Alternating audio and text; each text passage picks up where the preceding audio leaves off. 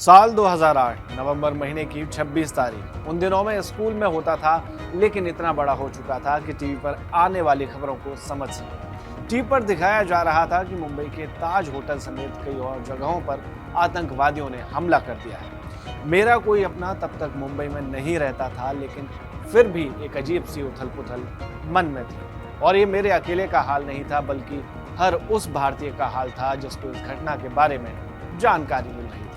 उन आतंकवादियों ने 60 घंटे तक मुंबई में फायरिंग की, जिसमें 166 लोगों ने जान गंवाई। इनमें 6 अमेरिकी नागरिक भी शामिल थे। हालांकि बाद में नेशनल सिक्योरिटी गार्ड्स की मदद से उन सभी आतंकियों को ढेर कर दिया गया, सिवाय एक के, आमिर अजमल कसाब, जिसने बाद में जाकर सुरक्षा एजेंसियों की पूछताछ में इस पूरी साजिश का खुलासा किया तो एक नाम बाहर आया, David Coleman Headley. Headley Pakistani मूल का अमेरिकी नागरिक था, जो इस आतंकी हमले के साजिशकर्ताओं में से एक था। आगे जांच में पता चला कि हेडली की मदद करने में तहव्वुर राणा नाम के एक शख्स ने अहम भूमिका निभाई थी। राणा पाकिस्तान में पैदा हुआ था, फिर आर्मी कॉलेज में डॉक्टरी की पढ़ाई की थी और पाकिस्तानी आर्मी में बतौर 10 सालों तक काम भी किया और फिर बाद में कनाडा शिफ्ट हो गया। वहां उसने कनाडाई नागरिकता भी ले ली और बिजनेस करने लगा। इस दौरान उसने शिकागो में भी बिजनेस चलाया।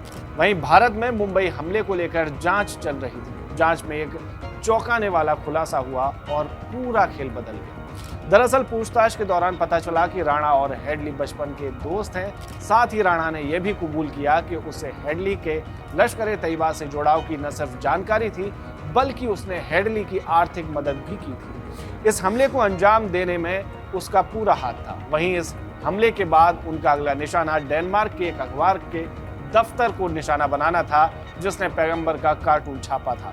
लेकिन वे ऐसा कर पाते उसके पहले ही दोनों गिरफ्तार हो गए। हेडली और राणा गिरफ्तार हुए तो भारतीय अफसर हेडली और तहव्वुर को भारत लाने के लिए काम करने लगे, लेकिन हेडली को अभी तक भारत लाने में भारत को सफलता नहीं मिली, जबकि तहव्वुर राणा के केस में कैलिफोर्निया की अदालत ने भारत के पक्ष में फैसला सुनाते हुए कहा कि राणा को भारत भेजा जाए, जिसके पीछे का कारण उसकी हेडली से दोस्ती और हेडली की आर्थिक मदद करना रहा।